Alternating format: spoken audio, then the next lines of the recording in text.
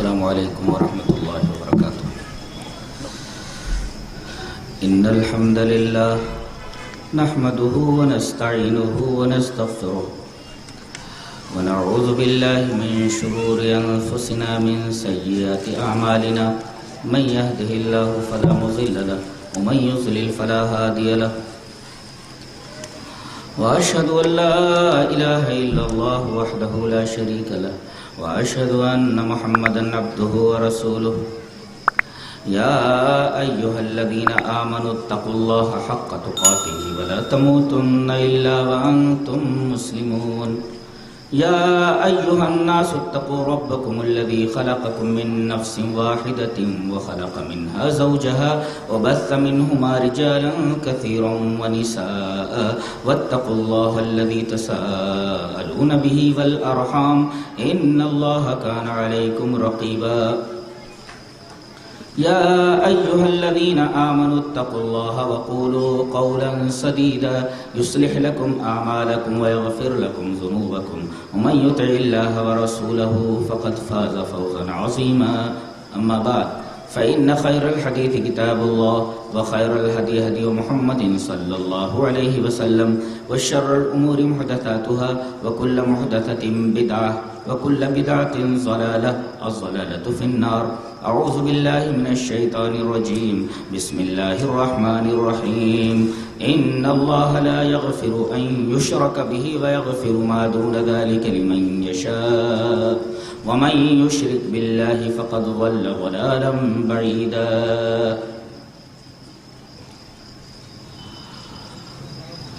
محترم صدر اجلاس، حضرات علماء کرام، محترم بزرگوں، نوجوان بھائیوں، پیارے بچوں،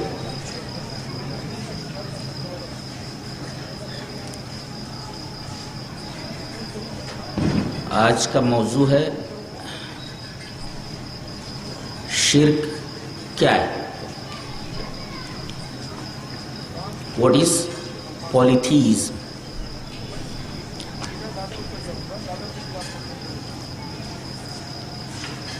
آئیے پہلے شرک کا لغوی معنی سمجھیں.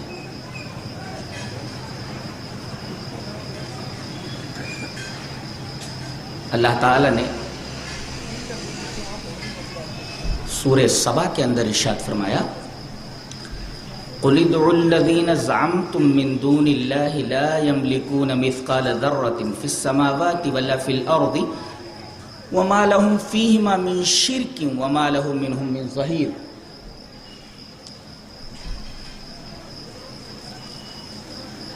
انتہائی پیاری بات کہی گئی ہے کہ کسی معاملے میں کسی کا عمل دخل تین طریقے سے ہوتا ہے. کسی معاملے میں، کسی چیز میں کسی کا عمل دخل تین طریقے سے ہوتا ہے. ایک تو یہ کہ اس چیز کا وہ مکمل مالک ہو، یعنی مستقل ملکیت یا مالکیت کی حیثیت سے اس کا مستقل مالک ہو. دوسرے، مالک تو نہ ہو، اس چیز میں اس کا پارٹنر ہو، شریک ہو. اور تیسرے، نہ مستقل مالک ہو نہ شریک ہو بلکہ مددگار کی حیثیت سے ہو، سپورٹر ہو، مددگار. کسی معاملے میں کسی چیز میں عمل دخل کی یہی تین شکلیں، چوتھی کوئی شکل نہیں. اور اس آیت کریمہ میں اللہ تبارک و تعالی نے ان تینوں شکلوں کی نفی غیر اللہ سے کر دی. اس کو اور واضح طریقے سے سمجھے. ایک کمپنی ہے، اب ایک شخص اس کمپنی کا مستقل مالک ہے. یہ ہے پہلی شکل، مستقل مالکیت کی حیثیت سے کمپنی کا اکیلا مالک ہے. دوسری شکل، پوری کمپنی چلانے کی طاقت نہیں تھی، چند لوگوں کو بھی شامل کر لیتا ہے. 10 لاکھ میں دے دیتا ہوں، 10 لاکھ تو دے دے، 10 لاکھ تو دے دے، 10 لاکھ تو دے دے. اس طرح وہ شخص کئی لوگوں کو اس کمپنی کے اندر حصے دار مقرر کر دیتا ہے، ٹھہرا لیتا ہے. یہ ہے شرکت، پارٹنرشپ. اور تیسرے، اس کمپنی کا وہ مستقل مالک بھی نہیں ہے، اس کا حصے دار بھی نہیں ہے. ہاں، وہاں ورکر کی حیثیت سے کام کر رہا ہے کہ اگر وہ اسٹرائک کر دے تو کمپنی بند ہو جائے. اللہ تعالیٰ نے ان تینوں چیزوں کی نفی کر دی ہے. فرمایا آپ کہہ دیجئے کہ جن کو اللہ کے علاوہ تم نے معبود سمجھ رکھا ہے، ان کا حال تو یہ ہے کہ لا یملکون مثقال ذرۃ فی السماوات ولا فی الارض، زمینوں میں اور آسمانوں میں یہ کسی چیز کے مالک نہیں ہے. یہ ملکیت کی نفی ہے، مالک ہی نہیں ہے، ملکیت کی نفی ہوتی. دوسرے، وما لہم فیہما من شرک، نہ اس کائنات میں ان کی کوئی شرکت ہے، اور نہ یہ تو اللہ تبارک و تعالی کے سپورٹر ہیں، مددگار ہیں. تو کسی بھی امر میں، کسی بھی چیز میں عمل دخل کی جو یہ 3 شکلیں ہوتی ہیں، ان 3 شکلوں کی نفی اس آیت کریمہ میں کر دی گئی. نہ مستقل مالک ہے کوئی کسی چیز کا، نہ اس کی ملکیت میں کوئی شریک ہے، نہ اس کی ملکیت اور اس کے ملک کے اندر اس کا کوئی مددگار ہے، کوئی سپورٹر ہے.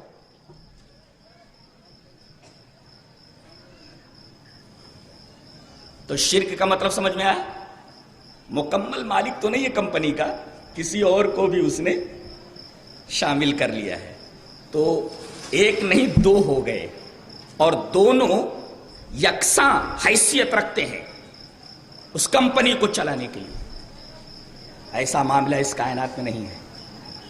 تو شرک کا مطلب سمجھ میں آ گیا. قرآن حکیم نے شرک کا لغوی مفہوم متعین کیا، پارٹنرشپ. چلو، اس کا اصطلاحی معنی کیا ہے؟ آئیے وہ سمجھاتے ہیں. شرک کی 2 قسمیں ہیں، شرک فی الذات اور شرک فی الصفات. شرک فی الذات کسے کہتے ہیں؟ اس کو ایک جملے میں یاد کر لو. کسی کو اللہ سے اور کسی سے اللہ کو ٹھہرانا، یہ شرک فی الذات ہے. نہیں سمجھے؟ کسی کو اللہ سے اور کسی سے اللہ کو ٹھہرانا، یہ شرک فی الذات ہے. کو اور سے یاد رہے تو آپ جملہ بول لے جائیں گے.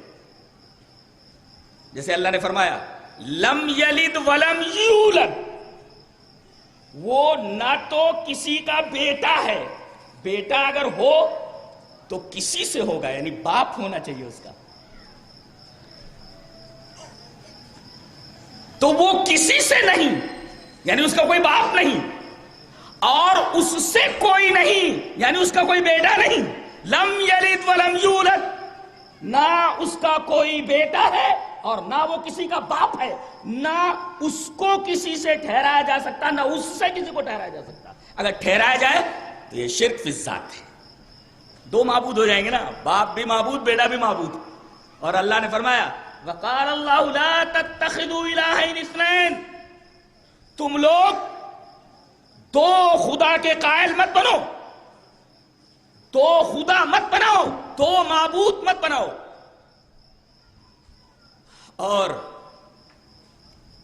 بنا بھی لو تو اللہ کا اس میں کیا بگڑتا ہے؟ کیا بگڑتا ہے؟ ایک بات بولوں، ایک ہے الحاد اور ایک ہے شرک. شرک کرنے والے کو مشرک کہتے ہیں، اور الحاد کرنے والے کو ملحد کہتے ہیں. سمجھ میں آیا؟ دونوں میں فرق کیا ہے؟ الحاد میں اور شرک میں، مشرک میں اور ملحد میں. مشرک خدا کو مان کر، اللہ کو معبود مان کر مخلوق پرستی کا ارتکاب کرتا ہے، اور ملحد خدا کا انکار کر کے مخلوق پرستی کا ارتکاب کرتا ہے. دونوں میں جوہری اعتبار سے کوئی فرق نہیں، نتیجے کے اعتبار سے کوئی فرق نہیں.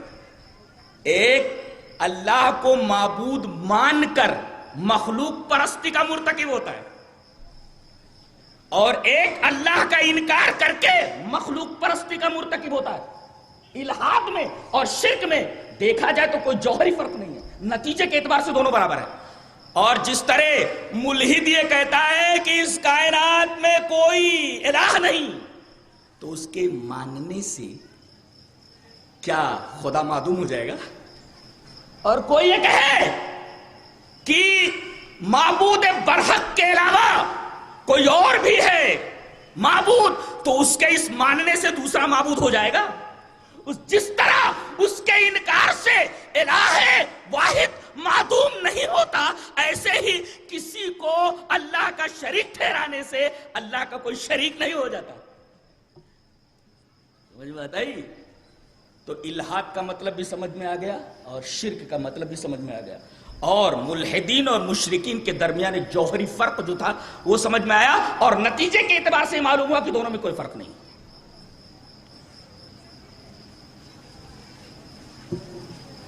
تو شرک فی الذات کا مطلب سمجھ میں آیا؟ اچھی طرح سمجھ لو.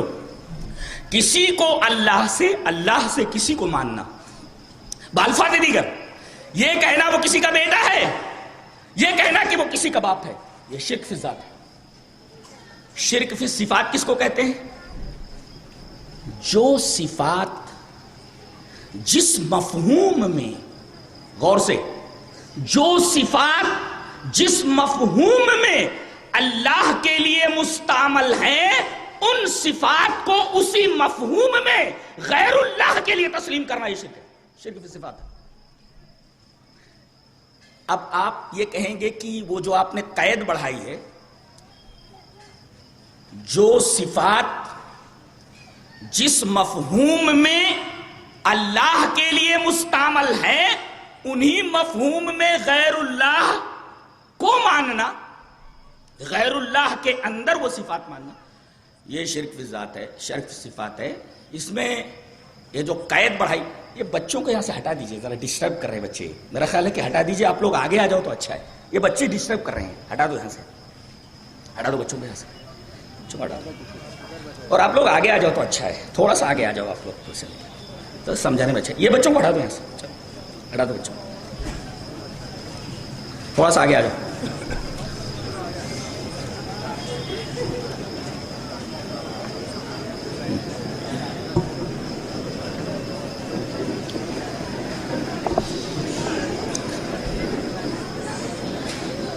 جی بالکل متوجہ ہو جائیے، بالکل متوجہ، سینٹر آف اٹینشن میں ہی ہونا چاہیے اس پوری تقریر کے اندر. تو جو صفات جس مفہوم میں اللہ کے لیے مستعمل ہیں، وہی صفات انہی مفہوم میں کسی غیر اللہ کے اندر مارنا، یہ شرک کی صفات ہے. جیسے کبھی کبھی کچھ صفات ہم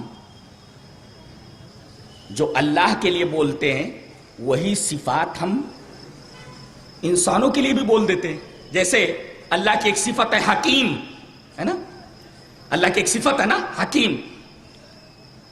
اب اللہ کو حکیم ماننے کے ساتھ ساتھ، اللہ کو حکیم کہنے کے ساتھ ساتھ ایک ڈاکٹر کو بھی ہم کہہ دیتے یہ حکیم ہے، تو کیا یہ شرک ہے؟ نہیں، یہ شرک نہیں ہے. دیکھیے، وہی صفت جو اللہ کے لیے ہے، وہی صفت ہم نے ایک غیر اللہ کے لیے استعمال کی، تو کیا یہ شرک ہے؟ نہیں، اس لیے کہ یہ صفت حکیم کی جب ہم اللہ کے لیے بولتے ہیں تو اس کا ایک خاص مفہوم ہوتا ہے. اور جب ہم اس کو غیر اللہ کے لیے بولتے ہیں تو اس خاص مفہوم سے اس صفت کو، اس انسان کو الگ کر لیتے ہیں۔ اگر جس معنی میں، جس مفہوم میں ہم اللہ کے لیے صفت حکیمی مانتے ہیں، بین ہی اسی مفہوم میں اگر کسی غیر اللہ کے لیے وہ صفت تسلیم کر لی جائے، یہ شرک ہے۔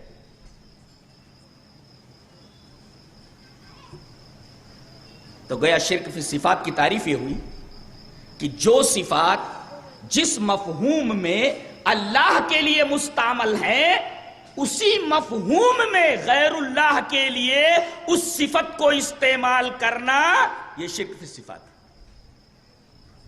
تو بنیادی دو قسمیں ہوئی شرک کی، شرک فی ذات اور شرک فی صفات۔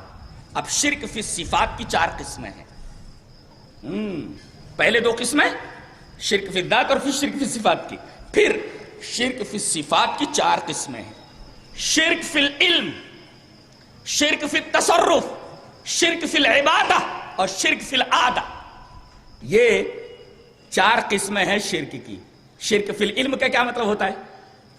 کہ یہ ماننا کہ اللہ عالم الغیب ہے، غیب کا عالم ہے تو کوئی اور بھی عالم الغیب ہے، یہ شرک فی العلم ہے۔ اس طریقے کا عقیدہ رکھنے والا آدمی مشرک ہے۔ اور دلیل میں وہ حدیث آپ کے سامنے رکھ دوں تو بات اور واضح ہو جائے۔ حدیث اس طرح، وعن عائشہ رضی اللہ تعالی عنہ قالت من حدثك ان محمدا رأى ربه فقد كذب وهو يقول لا تدرك الابصار ومن حدثك انه يعلم الغيب فقد كذب وهو يقول لا يعلم الغيب الا الله، رواه البخاری فی کتاب التوحید۔ بخاری اس حدیث پاک کو ایسے کتاب التوحید کے اندر لائے، اس روایت کو کتاب التوحید میں لا کر کے حضرت امام بخاری یہ بیان کرنا چاہتے ہیں کہ جو آدمی یہ عقیدہ رکھے کہ اللہ کے علاوہ نبی کو بھی یا کسی اور کو غیب کا علم ہوتا ہے، وہ آدمی اپنے توحید کے اوپر نظر ثانی کرے، اس کی توحید کر رہے، ایسا آدمی مشرک ہے۔ اسی وجہ سے اس کو کتاب التوحید میں لائے گئے۔ تو یہ شرک فی العلم ہے۔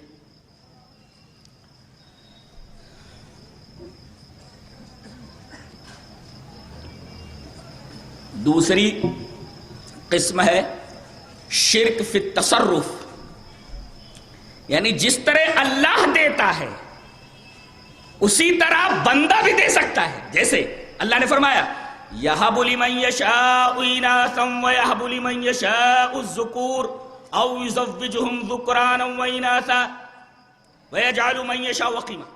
اللہ ہی ہے جس کو چاہے بیٹا دے، جس کو چاہے بیٹی دے، جس کو چاہے بیٹا بیٹی دونوں دے، جس کو چاہے بیٹا بیٹی دونوں نہ دے، بانجھ بنا دے۔ یہ اللہ تبارک و تعالیٰ کی صفت ہے، صفت تصرف۔ بیٹا دینا، بیٹی دینا، بیٹا بیٹی دونوں دینا، دونوں سے محروم کر دینا، یہ صفت تصرف ہے جو اللہ کے ساتھ خاص ہے۔ اب اگر کوئی یہ سمجھے کہ فلاں آدمی بھی بیٹا دینے پر قادر ہے چاہے زندہ یا مردہ، تو ایسا آدمی شرک فی التصرف کا مرتکب ہے، ایسا آدمی مشرک ہے، بخشا نہیں جائے گا۔ تو پہلی قسم تھی شرک فی العلم، علم کے اندر شرکت، اور دوسری تھی شرک فی التصرف۔ اور نبی کریم صلی اللہ علیہ وسلم کو خطاب کر کے کہا گیا ہے میرے حبیب آپ اعلان کر دیجئے، اور آپ نے اعلان کیا سورہ جن کے اندر قل انی لا املک لکم ضرا ولا رشدا۔ آپ کہہ دیجئے، یہ اللہ کہہ رہا اپنے نبی سے، آپ کہہ دیجئے میں نہ تو کسی نقصان کا مالک ہوں اور نہ کسی نفع کا مالک ہوں۔ دیکھیں نفی کر دی گئی، قل انی لا املک لکم ضرا ولا رشدا، میں مالک نہیں ہوں نفع اور نقصان کا۔ اب اگر کوئی یہ کہے صاحب آپ بیٹی دے دے، آپ بیٹا دے دے، بیٹا بیٹی دونوں دے دے، حضرت گویا آپ اس کو مالک سمجھ رہے ہیں اس کا نفع اور نقصان کا۔ جب نبی سے یہ کہلوا دیا گیا کہ آپ کہہ دیجئے انی لا املک لکم ضرا ولا رشدا، میں کسی نفع، اور علماء بیٹھے ہوئے ہیں اور جو عربی گرامر جانتا ہے اس کو اچھی طرح معلوم ہے کہ اگر نکرہ تحت النفی آئے تو عموم کا فائدہ دیتا ہے. اب دیکھیے آپ، قل انی لا نہیں، یہ لفظ نفی ہے. لا املک لکم ذرا نکرہ رشدا نکرہ، اور نکرہ اگر تحت النفی ہے تو عموم کا فائدہ، یعنی میں کسی بھی قسم کے نفع کا مالک نہیں اور کسی بھی قسم کے نقصان کا مالک نہیں. نفی کر دیے. کیا انداز بیان ہے قرآن حکیم کا، نفی کر دی گئی مکمل. اب بتائیے جب نفی سے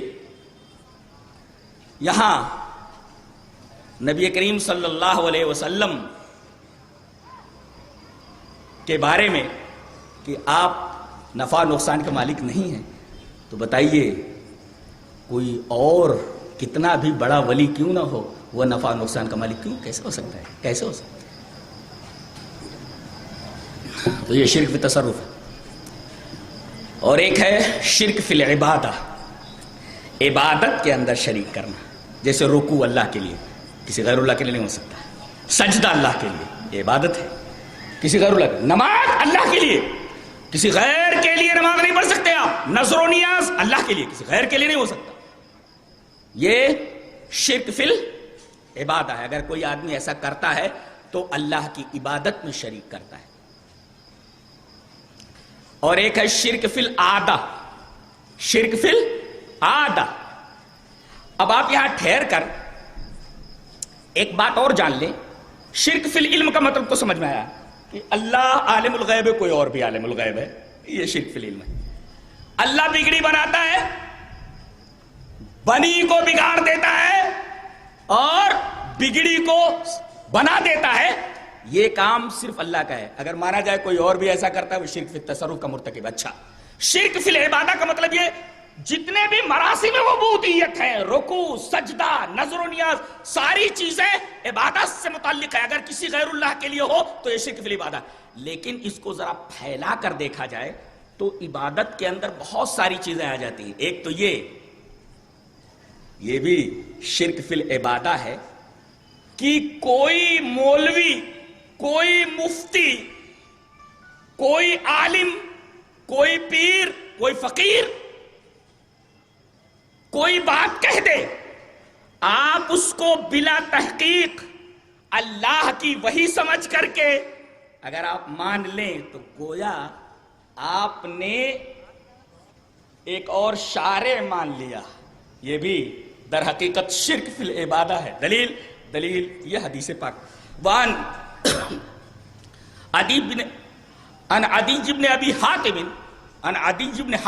قال اتيت النبي صلى الله عليه وسلم وفي عنقي صليب من ذهب فقال اطرح عنك هذا الوثن يا عدي اطرح عنك هذا الوثن. وسمعته يقرأ في سورة براءة اتخذوا أحبارهم ورهبانهم أربابا من دون الله فقال أما إنهم لم يكونوا يعبدونهم ولكنهم كانوا إذا أحلوا لهم شيئا استحلوه وإذا حرموا عليهم شيئا حرموه. رواه الترمذی في کتاب التفسیر. حضرت امام الترمذی اس پوری حدیث کو ایسے کتاب التفسیر کے اندر لائے. راوی جیسے کہ معلوم ہوا حضرت عدی ابن حاتم ہے. حضرت عدی ابن حاتم یہ حاتم تائی کے بیٹے ہیں، عیسائی تھے، ایمان نہیں لائے تھے. یہ نبی کریم صلی اللہ علیہ وسلم کی خدمت میں آئے. کہتے ہیں کہ میں آیا اتیت النبی صلی اللہ علیہ وسلم، میں نبی کریم صلی اللہ علیہ وسلم کی خدمت میں آیا. وفی عنقی صلیب من ذہب، اور میرے گلے میں سونے کی صلیب تھی. Cross made of gold, cross تھا. کراس یہ عیسائی لوگ متبرک مانتے، مقدس مانتے، اور ان کا عقیدہ یہ ہے کہ اسی طریقے کے صلیب کے اوپر، اسی کراس پر حضرت عیسیٰ علیہ السلام کو صلیب دی گئی. جبکہ ہمارا عقیدہ یہ ہے کہ حضرت عیسیٰ علیہ السلام کو آسمان پر اٹھا لیا گیا ہے. وہ قرب قیامت پہ تشریف لائیں گے، ابھی مرے نہیں ہیں وہ، اور وہ آسمان میں ہیں. اور نبی کریم صلی اللہ علیہ وسلم نے معراج میں ان سے ملاقات کی. تو میرے گلے میں سونے کا کراس تھا. جیسے میں آپ کی خدمت میں آیا، آپ نے فوراً کہا یا عدی اطرح عنک ھذا الوثن، اے عدی اس بت کو اتار دے، اس بت کو اتار دے. میں یہ کہتا ہوں کہ سونے کی یہ جو صلیب ان کے گلے میں لٹک رہی تھی، سونے کی یہ صلیب، اس کو آپ نے بت کیوں کہا؟ بت، وثن، وہ سونے کی سلیب ہے، اگر کوئی آدمی گلے میں ڈال لے تو کیا فرق پڑتا ہے؟ کیا فرق پڑتا ہے اس لیے کہ معاملہ صرف کراس کا نہیں ہے وہ، بلکہ اس کراس کے ساتھ جڑے ہوئے ایک عقیدے کا معاملہ ہے۔ کراس کا معاملہ نہیں ہے، بلکہ کراس سے جڑے ہوئے ایک عقیدے کا معاملہ ہے کہ یہ کراس اگر گلے میں لٹکا لیا جائے تو اس سے آدمی بلاؤں سے محفوظ رہتا ہے۔ دیکھیے، توکل جو اللہ پر ہونا چاہیے وہ توکل صلیب کے اوپر، پتہ یہ چلا کہ اللہ کے علاوہ اگر کوئی آدمی کسی پر توکل کرتا ہے that is called also shirk، اسے بھی شرک کہا جاتا ہے۔ اسی وجہ سے کہا گیا فَاعْبُدْهُ وَتَوَكَّلْ عَلَيْهِ، اللہ کی عبادت کر، اسی پر توکل کر۔ گویا اگر آدمی کسی اور کے اوپر توکل کر لے تو یہ شرک ہے۔ دلیل کے طور پر میں ایک حدیث پاک پیش کرتا ہوں۔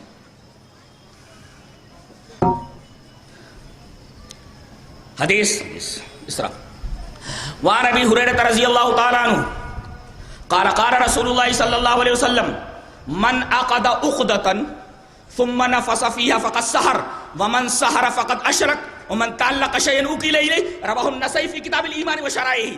حضرت امام نسائی رحمہ اللہ اس حدیث کو نسائی شریف کے اندر کتاب الایمان کے اندر ایسے ہی لائے، راوی حضرت ابو ہریرہ ہے۔ حضرت ابو ہریرہ فرماتے ہیں کہ نبی کریم صلی اللہ علیہ وسلم نے ارشاد فرمایا جس آدمی نے گرہ لگائی، یہ ہے گرہ لگانا، یہ گرہ لگانا، اور گرہ لگانے کے بعد اس میں پھونک مارا، اس نے چھو باندھ دیا، عقیدہ کیا ہوا؟ اس میں جو اس نے پھونکا ہے وہ بند ہو گیا، اب اس کو کیا کرتا ہے؟ یہاں باندھ لیتا ہے۔ اب اس کا توکل اسی گرہ کے اوپر آ گیا۔ نبی کریم صلی اللہ علیہ وسلم نے فرمایا شرک ہے یہ، اس لیے کہ جیسے وہاں صلیب کا معاملہ نہیں ہے بلکہ صلیب سے جڑے ہوئے عقیدے کا معاملہ ہے، ایسے ہی معاملہ ہے صرف گرہ کا نہیں ہے بلکہ اس گرہ سے جڑے ہوئے شرکی یا عقیدے کا معاملہ ہے، اسی وجہ سے اس کو شرک کہا گیا۔ من عقد عقدۃ ثم نفث فيها فقد سحر، گویا کہ یہ گنڈا بنانا درست نہیں ہے، جائز نہیں، شرک ہے وہ۔ ومن تعلق شيئا وكل اليه، اور جس آدمی نے جو چیز لٹکائی اللہ کے رسول نے فرمایا وہ اسی کے حوالے کر دیا جاتا ہے۔ اگر تو نے دھاگے کے اوپر بھروسہ کر لیا ہے، جا دھاگا تیرا کیا بنا دیتا ہے، بگاڑ لیتا ہے، تو جان۔ اللہ اکبر۔ اچھا، یہ تو معاملہ رہا گنڈے کا۔ گنڈا ایسے بنایا جاتا ہے نا، ایسے بناتے ہو۔ ارے بھینسوں کے گلے میں گنڈے دیکھے ہم نے، مولی صاحب ذرا گنڈا بنا دیجئے، کہے کے لیے؟ بولے بھینس دودھ نہیں دیتی ہے۔ بتائیے مسلمان کہاں سے کہاں آ گیا؟ مسلمان کہاں سے کہاں آ گیا؟ میں ایک بات پوچھتا ہوں، توپ کس لیے بنائی جاتی ہے؟ توپ مکھی مارنے کے لیے کہ قلعہ کی فصیل توڑنے کے لیے؟ قلعہ کے دروازے توڑنے کے لیے ٹینک بنائے جاتے ہیں، توپیں بنائی جاتی ہیں تاکہ توپوں سے قلعہ کی دیواریں، قلعہ کی فصیلیں گرا دی جائیں، دیواریں توڑ دی جائیں اور دروازوں کے اندر ہول کر دیا جائے۔ اب کوئی اس توپ سے مکھی مارنے لگے تو کہیں گے اتنا بڑا احمق دنیا میں ہو ہی نہیں سکتا کوئی۔ قرآن کے ساتھ یہی معاملہ ہو رہا ہے آج کل۔ قرآن اللہ نے فرمایا لو انزلنا هذا القرآن على جبل لرأيته خاشعا متصدعا من خشية الله، اگر ہم اس قرآن کو پہاڑ پر نازل کر دیتے تو پہاڑ اللہ کی خشیت سے ریزہ ریزہ ہو جاتا۔ یہ پاور ہے قرآن کا۔ اب بتائیے اتنے پاورفل امر سے، اتنے پاورفل امر سے، اتنی پاورفل چیز سے معمولی کام لے رہے، گنڈے میں پھونک مار کر بھینسوں کے گلے میں ڈال دیا گیا۔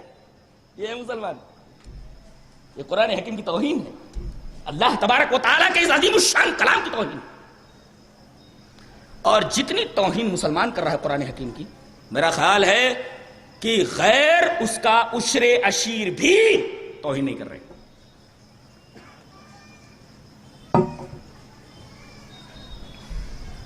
اقبال نے صحیح رونا رویا، بولتا ہے بآیا تشترا کار جزی نیست کہ ریاسین تو آساں بمیری۔ اللہ کی آیتوں کے ساتھ مسلمانوں کا بس اتنا ہی تعلق رہ گیا کہ کوئی مرنے لگے تو اس کے سرہانے بیٹھ کر سورہ یاسین پڑھ دو تاکہ آرام سے مر جائے. ارے بتاؤ، جو کتاب زندگی دینے کے لیے آئی ہو اسے مارنے کے لیے پڑھا جاتا ہے. پڑھ دو ذرا آسانی سے مر جائے. یہ حال نہیں.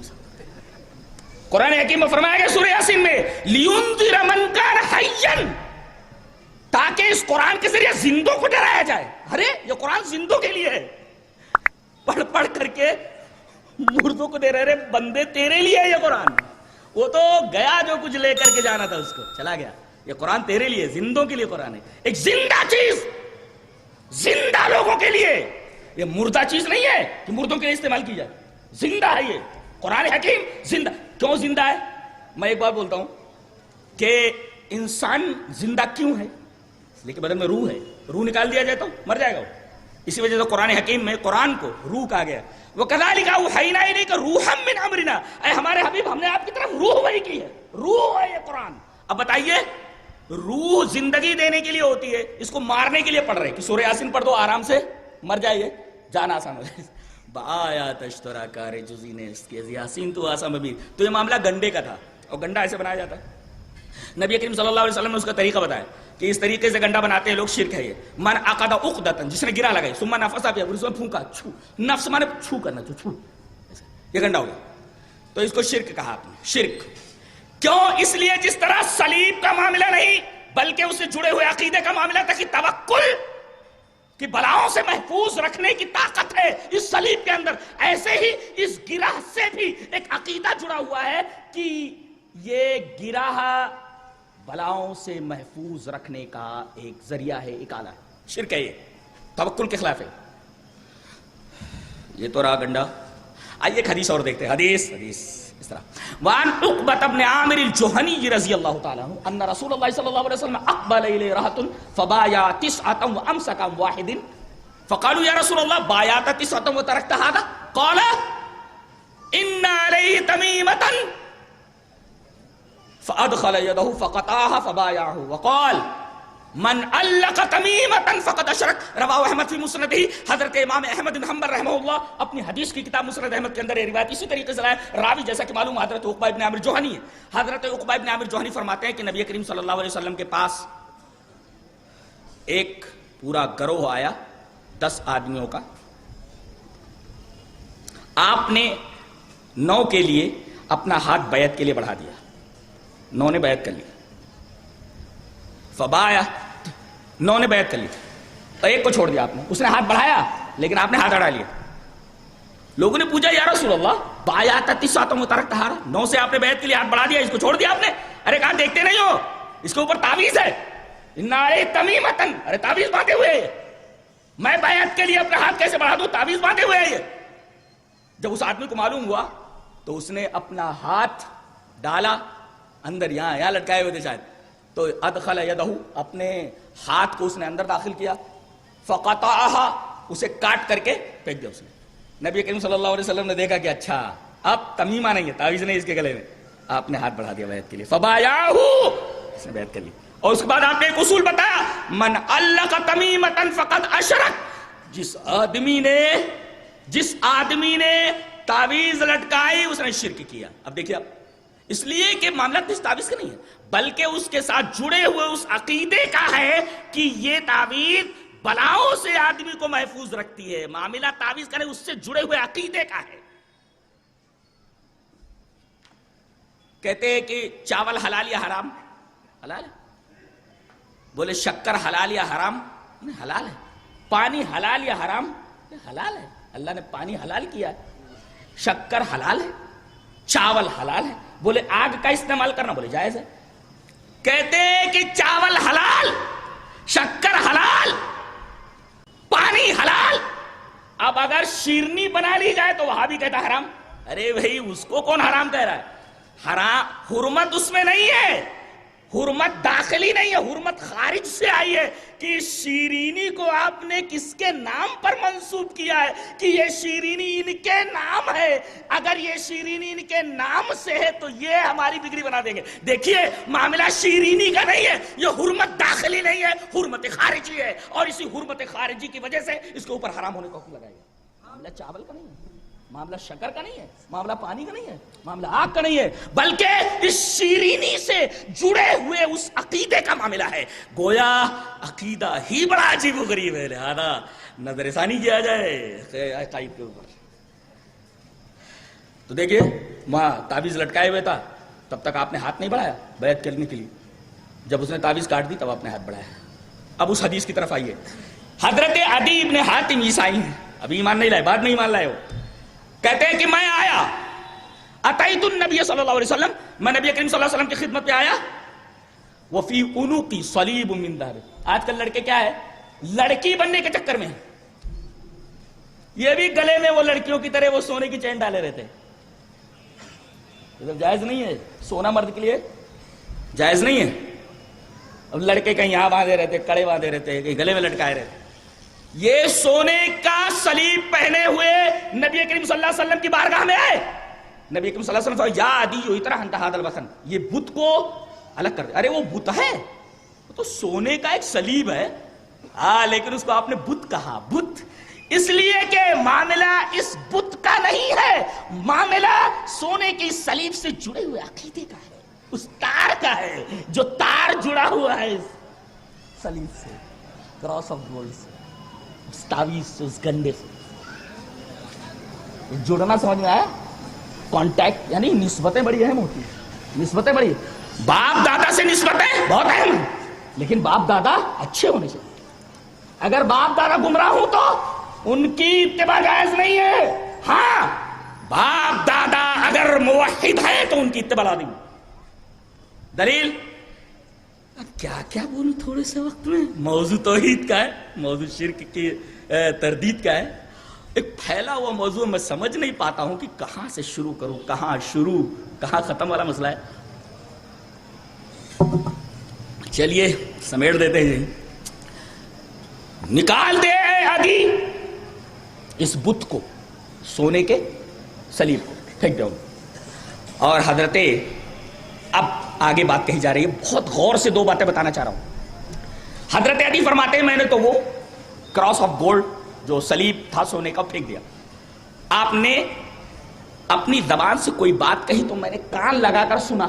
وَسَمِعْتُهُ، میں نے سنا کہ آپ کہہ رہے تھے.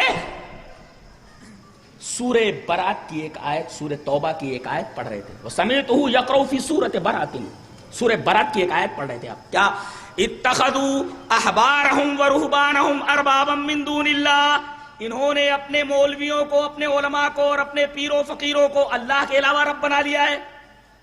حضرت عدی نے کہا اللہ کے رسول کیا بول رہے ہیں آپ؟ ہم نے اپنے علماء کو معبود کہاں بنایا؟ ہم ان کو سجدہ تھوڑی کرتے، ہم ان کو رکوع تھوڑی کرتے، ہم ان کو معبود تھوڑی مانتے، اور آپ کہہ رہے ہیں رب بنا لیا ان کو. ہم تو ان کو رب نہیں بناتے، میں تو عیسائی ہوں، ہم نے تو رب نہیں بنایا. آپ نے فرمایا ایک بات بولتا ہوں. انہوں نے کہا کہ اللہ کے رسول امائنہم لم یکونوا یعبدونہم، ان کی عبادت کون کرتا تھا؟ مولویوں کی عبادت کون کرتا تھا؟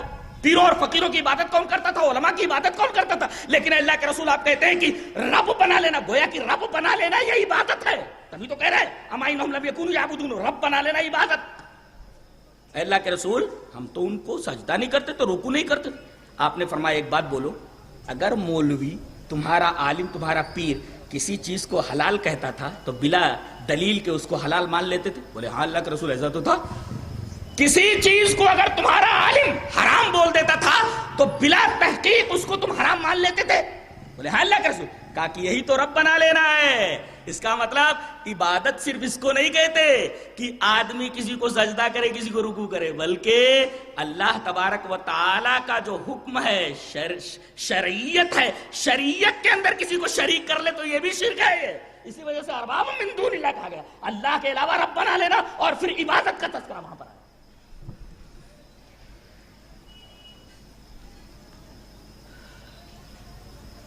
تو کتنے اقسام سمجھ میں آئے؟ شرک کی بنیادی دو قسمیں، شرک فی الذات، شرک فی الصفات. شرک فی الصفات کی چار قسمیں. شرک فی العلم، جیسا علم اللہ کا کسی اور کا بھی ہے شرک فی العلم، جیسا اللہ کرتا ہے ویسا دوسرا بھی کرتا ہے. شرک فی التصرف، شرک فی العبادہ، عبادت کرنا اللہ کی، اس کے اندر کسی کو شریک کرنا، شرک فی العبادہ. اور ایک ہے شرک فی العادت، شرک فی العادت. کیا ہو رہا ہے؟ کیوں بھائی ہتھیلی کھجلا رہے ہو؟ کہا کہ یار دائیں ہتھیلی صبح سے کھجلا رہی ہے، کچھ پیسہ آنے والا ہے. شرک فی العادت. بائیں ہتھیلی میں کھجلی ہو رہی ہے، میں پریشان ہوں صبح سے، کچھ ہاتھ سے جانے والا ہے، کچھ نقصان ہونے والا ہے. سپرسٹیشن نہیں ہے، وہم ہے. گاڑی لے کر جا رہے ہیں، بلی راستہ کاٹ گئی، واپس آ گیا، یا بلی راستہ کاٹ گئی چلا گیا اور کوئی حادثہ ہو گیا تو کہہ اٹھتا ہے کہ چونکہ بلی راستہ کاٹ گئی تھی اس وجہ سے یہ حادثہ ہوا. گویا اس نے بلی کو اللہ تبارک و تعالیٰ کے ایک اثر کے اندر شریک مانا، اس لیے کہ حادثہ اللہ کے حکم سے ہوتا ہے.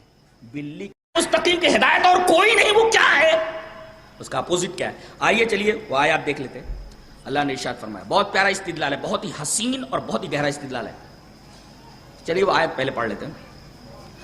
وَتِلْكَ حُجَّتُنَا آتَيْنَاهَا إِبْرَاهِيمَ عَلَىٰ قَوْمِهِ نَرْفَعُ دَرَجَاتٍ مَّن نَّشَاءُ إِنَّ رَبَّكَ حَكِيمٌ عَلِيمٌ وَوَهَبْنَا لَهُ إِسْحَاقَ وَيَعْقُوبَ كُلًّا هَدَيْنَا وَنُوحًا هَدَيْنَا مِن قَبْلُ وَمِن ذُرِّيَّتِهِ دَاوُودَ وَسُلَيْمَانَ وَأَيُّوبَ وَيُوسُفَ وَمُوسَىٰ وَهَارُونَ وَكَذَٰلِكَ نَجْزِي الْمُحْسِنِينَ وَزَكَرِيَّا وَيَحْيَىٰ وَعِيسَىٰ وَإِلْيَاسَ كُلٌّ مِّنَ الصَّالِحِينَ وَإِسْمَاعِيلَ وَالْيَسَعَ وَيُونُسَ وَلُوطًا كُلًّا فَضَّلْنَا عَلَى الْعَالَمِينَ وَمِنْ آبَائِهِمْ وَذُرِّيَّاتِهِمْ وَإِخْوَانِهِمْ وَاجْتَبَيْنَاهُمْ وَهَدَيْنَاهُمْ إِلَىٰ صِرَاطٍ مُّسْتَقِيمٍ ذَلِكَ هُدَى اللَّهِ يَهْدِي بِهِ مَن يَشَاءُ مِنْ عِبَادِهِ وَلَوْ أَشْرَكُوا لَحَبِطَ عَنْهُم مَّا كَانُوا يَعْمَلُونَ. یہ استدلال ہے. در حقیقت پوری آیت کریمہ کی روح یہی ہے.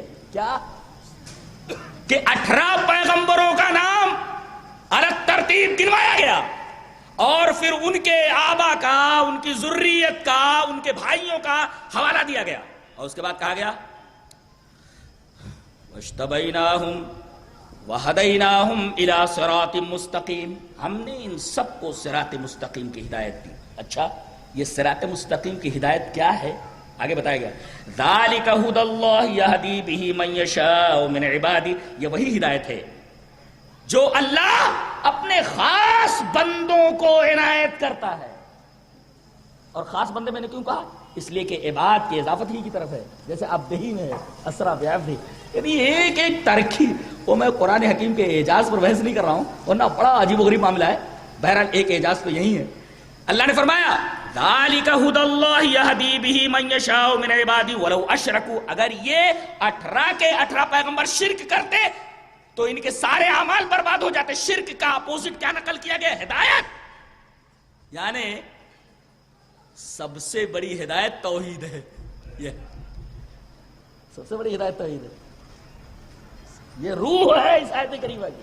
اس لیے کہ ہدایت کے عین اپوزٹ ولو اشرکوا ذکر کیا گیا ہے. ذالک ھدی اللہ یہدی بہ من یشاء من عبادہ ولو اشرکوا. ہدایت کے بعد شرک کو ذکر کیا گیا. اس کا مطلب شرک کا عین اپوزٹ یہ ہدایت اور سب سے اعلیٰ درجے کی ہدایت توحید ہے. اچھا یہ تو میں نے استدلال کیا کس بنا پر؟ ایک حدیث پاک کی روشنی میں. چلیے اس عجیب و غریب نقطے کو ایک حدیث پاک سے متعین کرتے ہیں کہ یہ میرا اپنا استدلال نہیں بلکہ حدیث پاک بالکل واضح اور صریح ہے. حدیث اس طرح وعن ابی ہریرہ رضی اللہ تعالی عنہ قال قال رسول اللہ صلی اللہ علیہ وسلم لعمه قل لا الہ الا اللہ اشہد لک بها یوم القیامہ قال لولا ان تعیرنی قریش یقولون انما حمله على ذلك الجزع لاقررت عینک فانزل اللہ تعالی انک لا تہدی انک لا تہدی. پھر بولتا ہوں انک لا تہدی من احببت ولکن اللہ یہدی. دیکھو حضرت کا ذہن پہنچ گیا میں کیا استدلال کرنا چاہتا ہوں. جی نبی کریم صلی اللہ علیہ وسلم کے چچا ابو طالب بستر مرگ پر ہیں، اس بیماری میں مبتلا ہیں جس سے وہ جانور نہیں ہو سکے اور اس دنیا سے چلے گئے. اب لوگ آ رہے ہیں مل کر جا رہے ہیں، لوگ آ رہے ہیں مل کر جا رہے ہیں. نبی کریم صلی اللہ علیہ وسلم بھی تشریف لائے اور آپ کے سر بالی بیٹھ گئے. کہا کہ چچا ایک بات بولنی ہے. کہا کہ بولو میرے بچے. قال قال رسول اللہ صلی اللہ علیہ وسلم لعمہ، عم مانے انکل، چچا، اپنے چچا سے بولے ایک بات بولنی ہے، بولے میرے بچے، کہا کہ قل لا الہ الا اللہ، آپ لا الہ الا اللہ بول دیجئے، یعنی توحید کا اقرار کر لیجئے آپ۔ بولے فائدہ؟ بولے اسی توحید کی وجہ سے میں قیامت کے دن آپ کی گواہی دوں گا۔ جی۔ بولے میرے بچے، میں تیری بات نہیں مان سکتا، مجھے نار پسند ہے، آر پسند نہیں۔ لوگ کہیں گے زندگی بھر یہ اپنے بھتیجے کے دین پر نہیں رہا، مرتے مرتے ڈر کے مارے بھتیجے کا دین قبول کر لیا اس نے۔ تو میرے بچے، میں تیرا دین قبول نہیں کر سکتا، اور وہ اپنے باپ دادا کے دین پہ مر گئے۔ نبی کریم صلی اللہ علیہ وسلم کو بڑی تکلیف ہوئی کہ میرا چچا جس سے میں محبت کرتا تھا اور چچا مجھ سے محبت کرتا تھا، دیکھو باپ دادا کے دین پہ چلا گیا، شرک کے اوپر مر گیا۔ آپ بڑے دلگیر ہوئے، آپ کی تسلی کے لیے آیت کریمہ نازل ہوئی، انک لا تہدی، اے ہمارے حبیب آپ ہدایت نہیں دے سکتے جس سے آپ محبت کریں۔ ہدایت نہیں دے سکتے بولے تو توحید نہیں دے سکتے۔ دیکھیے یہاں ہدایت سے مراد توحید ہے، اس لیے کہ معاملہ توحید ہی کا چل رہا ہے نا، معاملہ توحید کا چل رہا ہے، شرک کے اوپر اٹھ گئے، اور یہاں انک لا تہدی کہا جا رہا ہے۔ اس کا مطلب اعلیٰ درجے کی ہدایت اگر کوئی ہے تو اہدنا الصراط المستقیم میں جو اعلیٰ درجے کی ہدایت کی دعا مانگتا ہے انسان سورہ فاتحہ میں، وہ یہی ہے کہ اللہ توحید کے اوپر زندگی بھر چلانا، اور زندگی بھر میری زندگی میں کہیں شرک نہ آ جائے۔ بہت خطرناک چیز ہے، پورا عمل ضائع ہو جاتا ہے، پورا عمل تباہ و برباد ہو جاتا ہے۔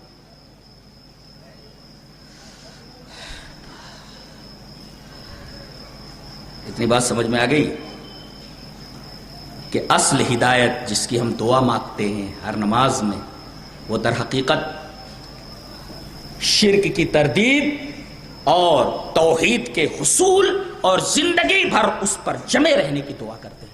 اس سے بڑی ہدایت اور کیا ہو سکتی ہے؟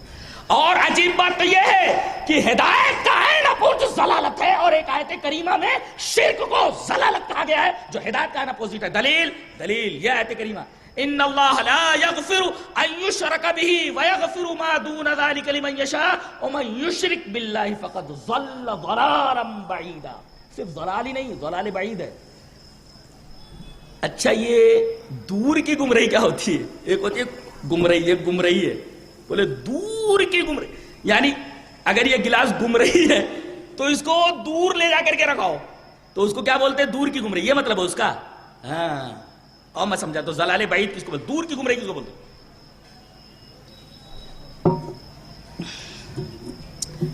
ایک آدمی کو دھولیا آنا ہے، اب ایک بس کھڑی ہوئی ہے، اس پر لکھا ہوا ہے کہ یہ منماڑ جا رہی ہے، منزل کیا ہے اس کی؟ دھولیا۔ اب وہ منماڑ والی بس میں بیٹھ جاتا ہے، ظاہر ہے گمراہ ہو گیا، گمراہ، راستہ گم، راہ گم ہو گئی اس کی دھولیا کی۔ یہ گمراہ کا مطلب ہوا گم راہ، راستہ گم کر دیا اس نے منزل کا۔ منزل کیا ہے؟ دھولیا، اور بیٹھ گیا ہے منماڑ کی بس میں۔ اب بولیے یہ دھولیا ہے، وہ منماڑ ہے، یہ بس کھڑی ہوئی ہے بیچ میں، منزل اس کی دھولیا ہے۔ اب یہ بس ادھر چلتی ہے، بس سے اب بولیے جتنی مرتبہ اس کا ٹائر گھوم رہا ہے منماڑ جانے کے لیے، دھولیا سے آدمی اتنا ہی دور ہوتا جا رہا ہے کہ نہیں؟ اس کو کہتے ہیں ضلال بعید، دور کی گمراہی، اس کو کہتے ہیں دور کی گمراہی۔ جتنے قدم اس کے منماڑ کی طرف بڑھ رہے ہیں، اس کی جو حقیقی منزل دھولیا ہے اس سے اتنا ہی دور ہوتا چلا جا رہا ہے۔ اسی کو کہتے ہیں ایک راستہ جنت کی طرف جاتا ہے، ایک راستہ جہنم کی طرف جاتا ہے۔ اگر آدمی توحید کی بس میں سوار نہ ہو، شرک کی بس میں سوار ہو جائے تو شرک کی بس ڈائریکٹ جہنم کی طرف جاتی ہے، اور اس کی جو حقیقی منزل مقصود جنت ہے، جتنی تیز اور جتنے قدم اس کی سواری جہنم کی طرف بڑھ رہی ہے، جنت سے اتنا ہی دور بڑھتا چلا جا رہا ہے۔ That is called ضلال بعید۔ قرآن حکیم نے اسی کو کہا ہے، وَمَن يُشْرِكْ بِاللَّهِ فَقَدْ ضَلَّ ضَلَالًا بَعِيدًا۔ جو شرک کرتا ہے وہ ضلال بعید میں پڑ گیا، دور کی گمراہی میں چلا گیا۔ بہت ہی خطرناک شے، بہت ہی خطرناک ہے۔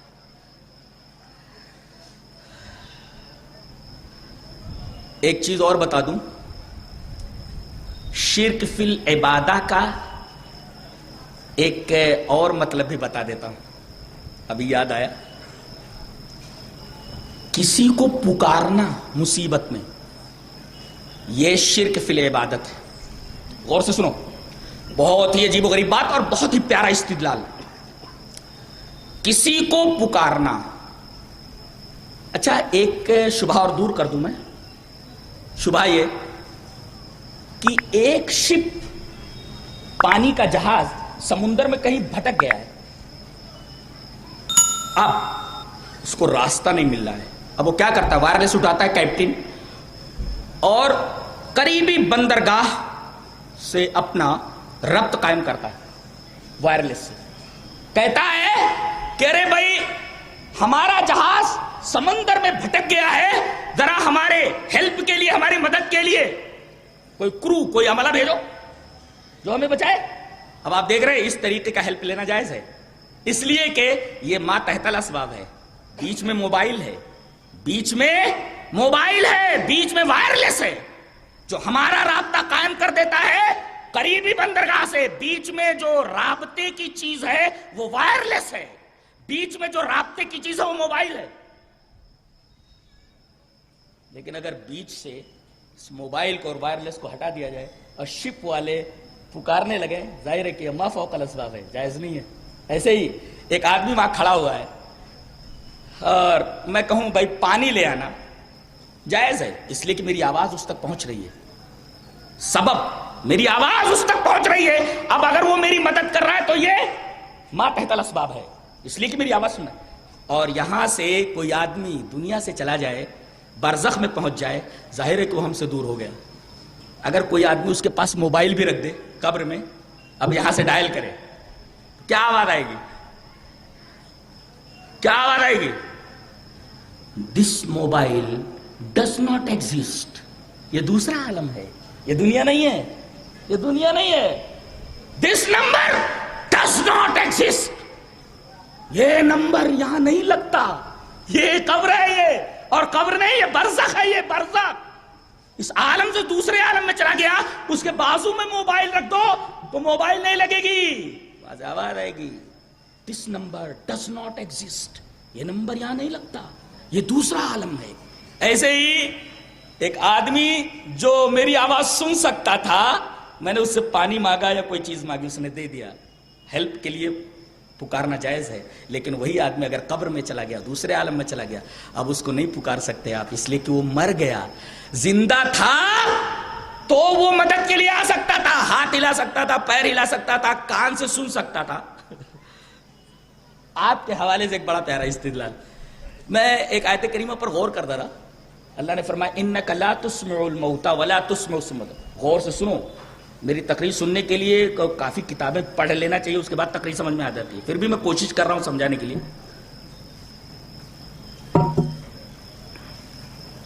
اللہ نے فرمایا تم مردوں کو نہیں سنا سکتے، یہ ٹھیک ہے. اس کے بعد کیا کہا گیا؟ ولا تسمع الصم الدعاء. تم بہروں کو نہیں سنا سکتے.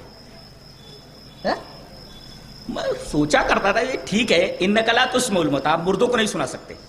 یہ بعد میں کیوں کہا گیا ولا تسمع الصم الدعاء، آپ بہروں کو نہیں سنا سکتے؟ بعد میں یہ پتا چلا کہ انک لا تسمع الموتى در حقیقت ایک دعویٰ ہے، اور ولا تسمع الصم الدعاء اسی دعوے کی دلیل ہے. کیا تم مردوں کو نہیں سنا سکتے؟ یہ ایک دعویٰ ہے. یہ دلیل وہ بہرا ہے کہ بہرے کو نہیں سنا سکتے. اب میں پوچھتا ہوں، یہ آدمی بہرا ہے، بولے یہ چلتا ہے، چلتا ہے. بولے کام کرتا ہے، ہاتھوں سے کام کرتا ہے، آنکھوں سے دیکھتا ہے، دیکھتا ہے، شادیاں بھی کرتا ہے، بیوی بچے بھی ہیں، ٹہلنے والے بھی جاتا ہے، ماں باپ کی خدمتیں بھی کرتا ہے. بولے ہاں سب کرتا ہے. اب پوچھا جائے کہ یہ سن کیوں نہیں سکتا؟ سارے کام کر لیتا مگر سن نہیں سکتا. کیوں؟ اس لیے کہ میں نے اس کے کان لے لیے، اس کے کان لے لیے. اللہ فرمائے رہا کان لے لوں تو نہیں سنا سکتے، پوری جان لے لوں تو کیسے سناؤ گے؟ मुर्दे का तो सब कुछ खत्म हो गया ना। नहीं समझ में, नहीं समझ में। इन्नका ला तुस्मउल मौता, कम से कम बहरे के पास कान के अलावा सब कुछ है, यहां तो कुछ भी नहीं है, कुछ भी नहीं। और अगर है भी तो उस किस्से की तरह है। एक बूढ़े हजरत मर गए थे, और बूढ़े जब मर जाते हैं, बहुएं भी अगर अल्लाह की नेक बंदी नहीं है तो बोझ समझती है, बुढ़ा टें करता रहता है, कब दफान हो, कब घर का वो मकाम, वो प्लेस खाली हो। हैं, बुढ़ा मर गया, बुढ़ा मर गया। सबसे पहले बहू आई, लगता है हजरत टें बोल गए, लेकिन अब भी उसको शक है कि हजरत मरे कि नहीं मरे। अब डॉक्टर को बुलाया गया, अब डॉक्टर साहब तशरीफ ला रहे हैं आला वाला लिए हुए। अब डॉक्टर साहब भी हमारे डॉक्टर साहब की तरह थे, मजा आया। वो कहने लगे, अब सारे घर वाले जमा हो गए, डॉक्टर साहब क्या बात है? डॉक्टर साहब बोले, इसके पैर बिल्कुल सही सलामत हैं, इसके हाथ भी बिल्कुल वैसे के वैसे हैं, इसकी आंखें भी वैसी की वैसी हैं, इसकी पूरी बॉडी वैसी की वैसी। बहू जल करके बोलती है, अरे डॉक्टर साहब जब सब कुछ वैसा है तो क्या हो क्या गया? कहा थोड़ी सी जान निकल गई है। अरे थोड़ी सी जान निकल गई, वही तो असल थी। थोड़ी सी जान निकल गई, अरे थोड़ी सी जान नहीं, वही तो असल थी। वो जब तक थी तब तक पैर हरकत में था, वो जब तक थी तब तक हाथ हरकत में था, वो जब तक थी तब तक आदमी खाता पीता था, शादी ब्याह करता था। उसके निकलने के बाद कुछ नहीं रह गया। आ गया कान ले लूं, बाकी सारी चीजें, कान ले लूं तो नहीं सुना सकते, पूरी जान ले लूं तो कैसे सुनाओगे? इन्नका ला तुस्मउल मौता वला तुस्मउस सुम्मा दुआ इदा वल्लौ मुदबिरीन। तुम मुर्दों को नहीं सुना सकते, दलील ये तुम बहरों को नहीं सुना। आप देखो, अल्लाह ने फरमाया, वल्लज़ीन तदऊन मिन दूनिही मा यमलिकून मिन क़ित्मीर इन तदऊहुम ला यस्मऊ दुआकुम वलौ समिऊ मस्तजाबू लकुम व यौमल क़ियामति यकफुरून बिशिर्किकुम वला युनब्बिउका मिस्लु ख़बीर। शिर्क लाया गया है, इस्तिदलाल यही करना था, इस्तिदलाल यही करना था कि ये लोग कितमीर के भी मालिक नहीं है। What is the meaning of कितमीर? कितमीर कहते हैं खजूर है, खजूर के छिलके को निकालो, ऊपर वाले हिस्से को, गूदे को निकाल दिया आपने। अब गुठली के ऊपर देखो तो एक बारीक झिल्ली होती है, गुठली के ऊपर बारीक झिल्ली, ये बारीक झिल्ली को कितमीर कहा जाता है। उसकी कोई खाता थोड़ी आदमी उसको झिल्ली को भी हटा देता है, किसी काम की नहीं है। अल्लाह ये मेरे अलावा जिन जिन को पुकार रहे हैं ये मदद के लिए, ये कितमीर के मालिक नहीं है। अरे भाई, जिससे काम लिया जा सके, अगर आदमी उसका मालिक हो तो चलने जैसा हो। आदमी एक बेकार है जिससे आदमी काम नहीं लेता, उसका भी मालिक ना, उसको पुकारने का क्या मतलब है? अल्लाह कुरान हकीम शिर्क की तरदीद इतने हसीन अंदाज में करता है, तबीयत झूम झूम जाती है। और कुरान हकीम का एक अदना तालिब इल्म, अल्लाह अल्लाह अल्लाह, बहुत हैरानी होती है। अल्लाह फरमाता है, वल्लज़ीना दुऊन मिन दूनिही मा यमलिकून मिन क़ित्मीर, ये कितमीर के भी मालिक नहीं है, जिसको आदमी कोई अहमियत नहीं देता, खाता नहीं, कोई इस्तेमाल नहीं करता। इन तदऊहुम ला यस्मऊ दुआकुम, अगर तुम उनको पुकारो तो तुम्हारी पुकार नहीं सुन सकते। वलौ समिऊ मस्तजाबू लकुम, अगर सुन भी ले तो तुम्हारी बिगड़ी नहीं बना सकते। व यौमल क़ियामति यकफुरून बिशिर्किकुम, और क़यामत के दिन ये तुम्हारे शिर्क से इनकार करेंगे। इसका मतलब अल्लाह तबारक व तआला के अलावा किसी को मा फौकल अस्बाब तरीके से पुकारना दर हकीकत शिर्क है। ये भी शिर्क फिल इबादा है, ये भी शिर्क। यौमल क़ियामति यकफुरून बिशिर्किकुम वला, और आखिर में अल्लाह फरमाता है, ये जो मैं खबर दे रहा हूं ऐसा खबर देने वाला और कोई तुम्हें नहीं मिलेगा। क्या हसीन अंदाज़ है बोलने के। अल्लाह अल्लाह अल्लाह अल्लाह ये फरमाए, अरे तेरी तो हर बात हक है, तू जो बोल दे मुस्तनद है, मेरा फरमाया हुआ। इसको कहने की क्या जरूरत कि मुझ जैसा कोई नहीं मिलेगा, यकीनन तुझ जैसा कोई नहीं मिलता। वला युनब्बिउका मिस्लु ख़बीर, ये शिर्क के बारे में सारे हकाइक मुझसे अच्छा बयान करने वाला, बताने वाला और तुम्हें कोई नहीं मिलेगा। ये अल्लाह फरमा रहा है, वला युनब्बिउका। कितना प्यारा अंदाज है। अरे सुन लो, पढ़ लो कुरान को, تاکہ تمہیں معلوم ہو جائے کہ تمہارا رب تم سے کیا بولتا ہے، تمہارا رب تم سے کیا کہتا ہے. یہ بھائی ٹائم تو ہو گیا نہ، ٹائم ابھی حضرت کو بھی 10 منٹ تو 10 منٹ تو رہ گیا. ارے اب چرخہ چل گیا تو بہت لمبا ہو جاتا. بڑے عجیب و غریب استدلال. بھائی آنا پڑے گا، پھر سے آنا پڑے گا مکمل کرنے کے لیے اس بات کو. اچھا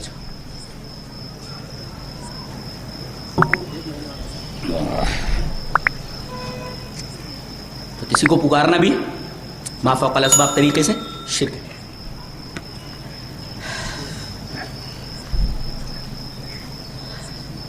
ایک بات بولوں، دنیا میں سب سے بڑی بے وفائی کیا ہے؟ سب سے بڑی بے وفائی کہ عورت اپنے شوہر کو چھوڑ کر کے کسی غیر کے بسترے پر چلی جائے. یہ سب سے بڑی بے وفائی ہے. برابر. اللہ تبارک و تعالی نے اپنے رسول کے ذریعے اس حقیقت کو ایک جگہ واضح فرمایا ہے. میں چاہتا ہوں کہ وہ حدیث آپ کے سامنے پیش کروں. حدیث اس طرح: وان وراد کاتب المغیرۃ عن المغیرۃ قال قال سعد بن عبادہ رضی اللہ تعالی عنہ لو رأيت رجلا مع امرأتي لضربته بالسيف غير مصفح فبلغ ذلك رسول الله صلى الله عليه وسلم فقال اتعجبون من غيرة سعد والله لا أنا أغير منه والله أغير مني ومن أجل غيرة الله حرم الفواحش ما ظهر منها وما بطن ولا أحد أحب إليه العذر من الله ومن أجل ذلك بعث المبشرين والمنذرين ولا أحد أحب إليه المدحة من الله ومن أجل ذلك بعد الله الجنة.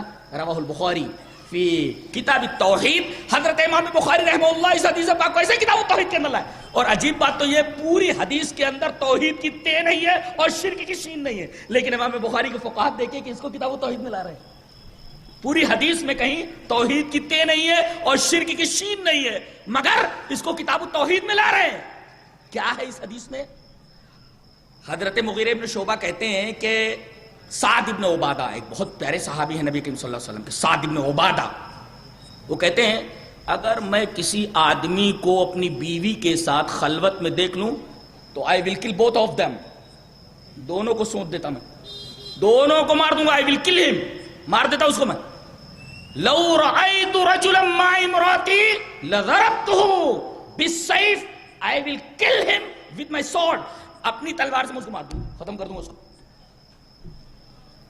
غیر مصفین، معافی کا تو سوال پیدا نہیں ہوتا. دو باتیں، ایک تو اس کو جینے کا حق نہیں، دوسرے اس کو معافی کا بھی حق نہیں ہے کہ اسے معاف کیا جائے. دو چیزیں، ایک تو موت کا مستحق ہے، جینے کا مستحق نہیں ہے، اور دوسرے معافی کا مستحق نہیں. اچھا یہ دو باتیں کہی گئی. لضربت بالسیف غیر مصفین، لضربت بالسیف مار دوں گا، غیر مصفین معاف نہیں کروں گا. ٹھیک ہے، معافی کا مستحق نہیں اور اسی عفو کا مستحق نہیں اور موت کا مستحق ہے. ٹھیک ہے، یہ بات نبی کریم صلی اللہ علیہ وسلم کو پہنچی. فبلغ ذلك رسول اللہ صلی اللہ علیہ وسلم. حضرت سعد ابن عبادہ کی یہ بات نبی کریم صلی اللہ علیہ وسلم تک پہنچی. آپ نے فرمایا اتعجبون من غیرت سعد، سعد کی غیرت پر تمہیں تعجب ہوتا ہے؟ خدا کی قسم، اللہ کی قسم، میں سعد سے بھی زیادہ غیرت مند ہوں. برابر، اور اللہ مجھ سے زیادہ غیرت مند ہے. بتائیے، ایک عام آدمی سے زیادہ غیرت مند صحابی ہوتا ہے، اور صحابی سے زیادہ غیرت مند رسول ہوتا ہے، اور رسول سے زیادہ غیرت مند اللہ تبارک و تعالیٰ ہے. بتائیے، ایک عام آدمی جب یہ برداشت نہیں کر سکتا کہ اس کی بیوی اس کو چھوڑ کر کے کسی غیر کے پاس چلی جائے، تو بتائیے جس کے جمال غیرت سے یہ پوری کی پوری کائنات نورانی ہوئی ہے، بھلا وہ غیور ذات کیسے برداشت کر سکتی ہے جب آدمی ایک عورت کے اندر کسی مرد کی شرکت گوارا نہیں کر سکتا، اس کو قتل کا مستحق سمجھتا ہے، تو اللہ تبارک و تعالیٰ اپنی بندگی اور عبادت میں کسی کو کیسے شریک کر سکتا ہے؟ اس کی غیرت کیسے اس بات کو تسلیم کر سکتی ہے کہ اس کی عبادت میں کوئی شریک ہو؟ اور اسی وجہ سے اس حدیث پاک میں بڑی عجیب و غریب یہ بات فرمائی گئی کہ دنیا میں دو ہی بے وفائیاں ایسی ہیں جو ایک دوسرے کے لیے مثال بن سکتی ہیں. ایک شرک ہے اور دوسرے عورت کی بے وفائی ہے. اسی وجہ سے الزانی لا ينكح الا زانیۃ و مشرکہ، شرک اور زنا دونوں کو ایک ساتھ لایا گیا. اس کا مطلب نہیں زانی مشرک ہو جاتا ہے، اس کا یہ مطلب نہیں ہے، بلکہ اگر مثال میں کسی کو پیش کیا جا سکتا ہے دو چیزیں آپس میں ایک گہری مماثلت اور گہری مشابہت رکھتی ہیں تو یہ دونوں چیزیں ہیں. دنیا میں یہ دو بے وفائیاں ہیں. اب بتاؤ ایک آدمی یہ غیرت مند آدمی برداشت نہیں کر سکتا کہ اس کی بیوی میں کوئی غیر مرد شریک ہو، تو اللہ تبارک و تعالیٰ کی غیرت کیسے برداشت کر سکتی ہے کہ اس کی عبادت میں کوئی شریک ہو؟ جس طرح وہ آدمی اس کی گردن مار دینے کے لیے تیار ہے، معافی کا سوال پیدا نہیں ہوتا، ایسے ہی اللہ تبارک و تعالیٰ مشرک کو کبھی معاف نہیں کرے گا۔ اس آیت کریمہ کا مطلب واضح ہو کر کے سامنے آیا کہ کیوں معاف نہیں کیا جاتا، اس لیے کہ دنیا کی سب سے بڑی بے وفائی یہی ہے، ان اللہ لا یغفر ان یشرک بہ، بیوی کی تمام خطائیں معاف کر سکتا ہے وہ شوہر غیرت میں، اگر کتے کی طرح جھاڑو لے کر پیٹے شوہر کو، شوہر معاف کر دے گا، اور مار اور مار اور مار اور مار، کتے کی طرح مار مار کر کے اگر بیوی شوہر کو گھر کے باہر نکال دے تو اس کی یہ غلطی اور اس کا یہ معاملہ، اس کی یہ حرکت شوہر معاف کر سکتا ہے، شوہر معاف کر سکتا ہے، مگر اس کی بے وفائی برداشت نہیں کر سکتا، غیور اگر ہے تو غیور اگر ہے۔ اسی وجہ سے اللہ تبارک و تعالیٰ بندے کے ہر گناہ کو معاف کر سکتا ہے، ہر گناہ کو معاف کر سکتا ہے، جیسے بیوی کی تمام غلطیاں بڑی سے بڑی شوہر معاف کر سکتا ہے مگر بے وفائی برداشت، ایسے ہی اللہ تبارک و تعالیٰ تمام گناہوں کو بخش سکتا ہے اگر چاہے، اور لیکن بے وفائی کو برداشت نہیں کر سکتا۔ تو ایک سرسری جائزہ لیا ہم نے شرک کے ایک پہلو کا، ابھی میرے سامنے اس موضوع کا ایک پھیلا ہوا سمندر ہے، میں بیان نہیں کر سکتا کہ میں کہاں سے آگے بڑھوں اور کہاں تک پہنچوں، بس بات ہی ختم کریے، آگے پھر دیکھا جائے گا انشاءاللہ۔ وآخر دعوانا الحمدللہ رب العالمین۔